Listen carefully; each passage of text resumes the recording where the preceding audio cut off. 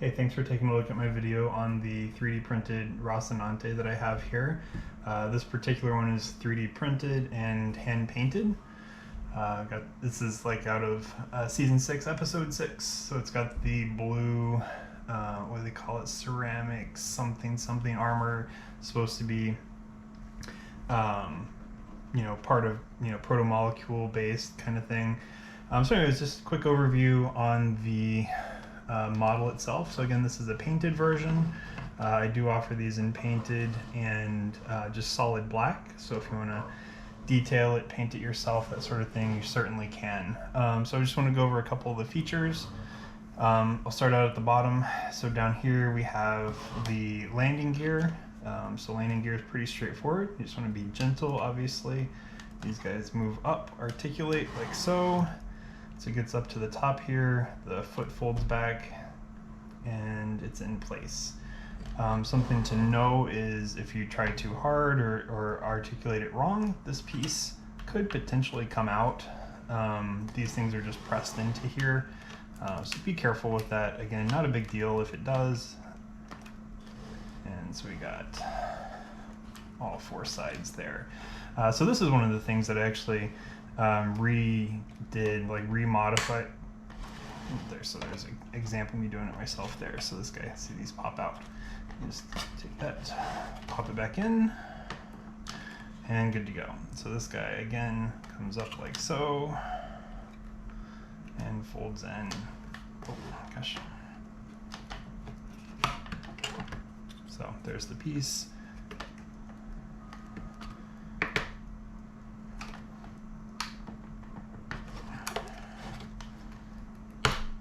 There we go. Sorry about that. Anyway, so again, they pop into place pretty easily. Just in case, something falls on it or it falls or something like that, it'll pop out.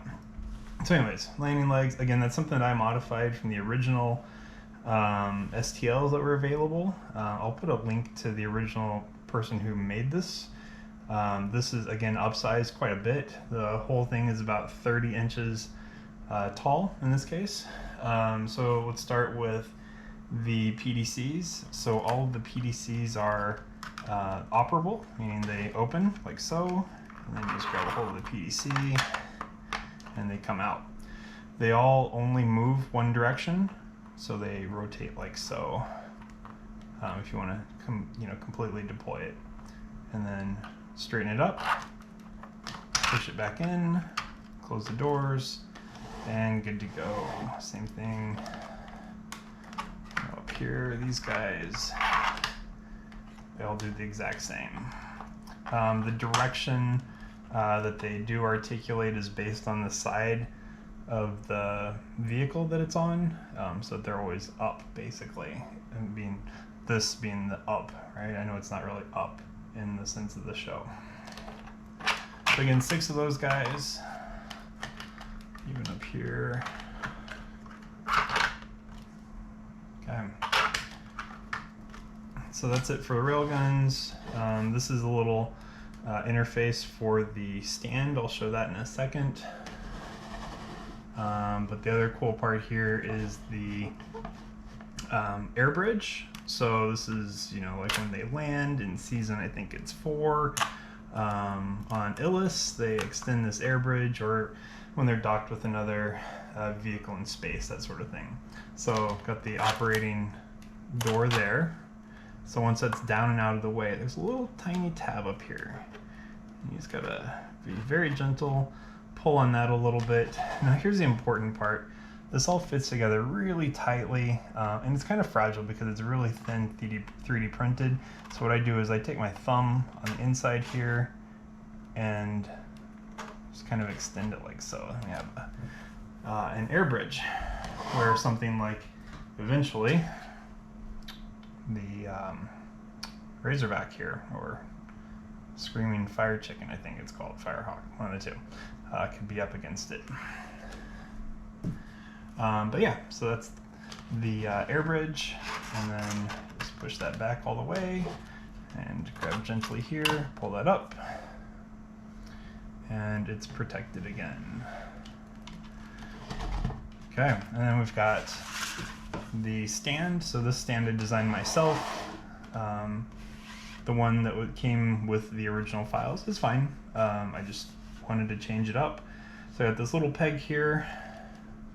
We're calling this the bottom, even though the ship is like a skyscraper inside basically. So this is going to interface there, and this little ramp is going to go up along that. So we're just going to set that down gently here. Maybe. There we go. And there is how it will sit, you know, on a desk, display case, or whatever. So pretty cool. I love this model. I've got more in production currently. This was actually the first one that I've built to sell specifically. So I hope the buyer enjoys it. And they're available on Etsy. I'll put a link to my site on in the description down below. So yeah, again, pretty tough. It's actually pretty tough. It's like not going anywhere. It's all been quote unquote glued together basically. So except for obviously the moving parts, painted, cleared, the whole nine. So there she is. Something else just real quick.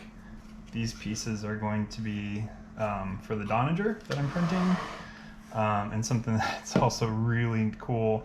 So, you know, the Rocinante in the very beginning, when it was called the Tachi, was inside the Donager. And obviously this scale versus the Donager, if I were to print it, would be, I think I did the math, at 25 feet long.